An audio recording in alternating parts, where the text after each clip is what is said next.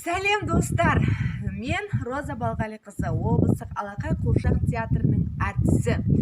Мен бүгін достар сіздерге арнап өте қызықты сюжет дайындағалы тұрмын. Мен қазір ауылдамын.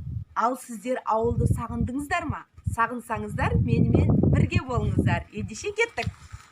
Көктем, өздеріңіз білесіздер, көктем күн мен түн теңелетін, бар жаратылыс жаңарып, гүлденетін мезгіл.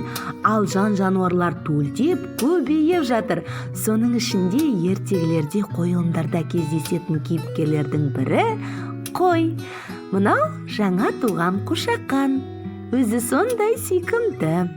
Қошақаны қойдың, қайда қалып қойдың демекші, жаңа туған қозыны өріске жіберуге болмайды. Себебі ол өте кішкентай, анасына ере алмай бір тасада шаршап ұйықтап қалуы әбден мүмкін. Ал мынау балалар, бұл дегеніңіз саулық, яғни біздің қошақанның анасы. Айтпақшы достар, осы қой малының атаулары туралы не білеміз? Соған тоқтала кетсек.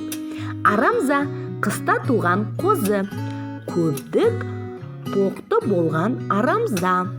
Көрпеш немесе көрпей, мезгілінен кешірек туған қозы. Марқа, жарты жастағы қозы. Тоқты, 1 жасқа толғаны.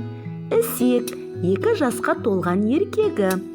Саулық, 2 жасқа толған ұрғашы немесе қоздаған қой. Ту қой, қоздамаған қой. Қошқар, тұқымдыққа жіберілген еркек қой. Мінеке достар, сіздер қой малының атауларымен таныс болдыңыздар. Ал енді келесіде мен сіздерді сиыр малының атауларымен таныстыратын боламын. Олай болса, кездескенше достар.